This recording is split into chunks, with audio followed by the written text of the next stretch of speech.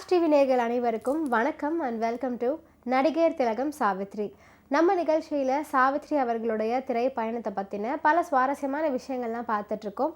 இன்னைக்கு நிகழ்ச்சியிலும் உங்களுக்காகவே இன்னும் பல அற்புதமான விஷயங்கள்லாம் காத்துட்ருக்கு. வாங்க நம்ம நிகழ்ச்சிக்குள்ளே போகலாம்.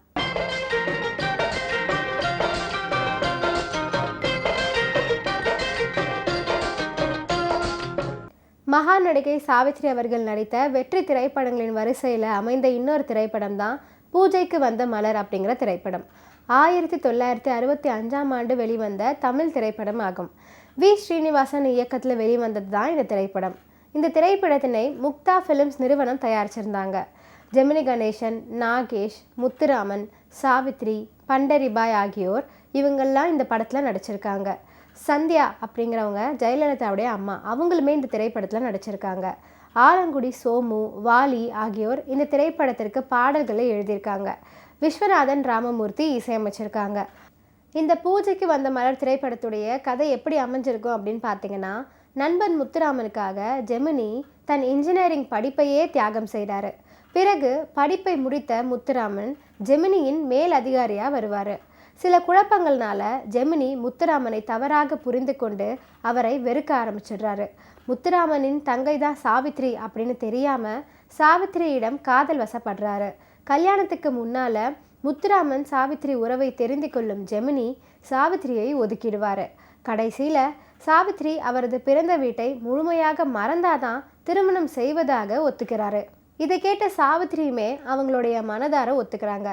திருமண ஊர்வலம் சாவித்ரியின் வீட்டை கடக்கும்போது சரியான நேரம் பார்த்து அவரது அப்பா சஹஸ்ரநாமம் தடுக்கி விழுந்திட சாவித்ரி அவரை பார்க்க கார்லேருந்து ஓடி வர, பிறகு முத்துராமன் ஜெமினியை அடித்து விடுறாரு. உடனே ஜெமினி, நீ அடிக்க வேண்டாம், அடிக்காமலே என்னை மன்னித்து விடக்கூடாது அப்படிங்கிறதுக்காகத்தான் இப்படியெல்லாம் நாடகம் ஆடின அப்படின்னு சொல்கிறாரு. இதோட இந்த படமும் முடியுது. பூஜைக்கு வந்த மலர் திரைப்படத்தில் அமைந்த மற்றும் ஒரு வெற்றி பாடல் தான் கால்கள் நின்றது அப்படின்னு தொடங்கக்கூடிய அற்புதமான பாடல். இந்த பாடலை வாலி அவர்கள் தான் எழுதியிருக்காரு. பாடலை பாடியது யாரு அப்படின்னு கேட்டிங்கன்னா எல்ஆர் ஈஸ்வரி மற்றும் ஏஎல் ராகவன். பூஜைக்கு வந்த மலர் திரைப்படத்தில் உன்னை ஊர்கொண்டு அப்படின்னு தொடங்கக்கூடிய ஒரு அற்புதமான பாடலும் இடம் பிடிச்சிருக்கு. இந்த பாடலையும் விஸ்வநாதன் மற்றும் ராமமூர்த்தி தான் இசையமைச்சிருக்காங்க. இந்த திரைப்படத்தில் நாகேஷ் காதலிக்கிறதுக்கு ஒரு பையன் தெரிஞ்சிருக்க வேண்டிய விஷயங்கள் அப்படின்னு ஜெமினியிடம் சொல்கிற விதம் ரொம்பவே நல்லா அமைஞ்சிருக்கும். அது மட்டும் இல்லாமல் துணி கடைக்கு போய் வேஷ்டி டவல் வாங்க போகிற நாகேஷ் அதுக்கு பதிலாக புடவையை வாங்கிடுவார்.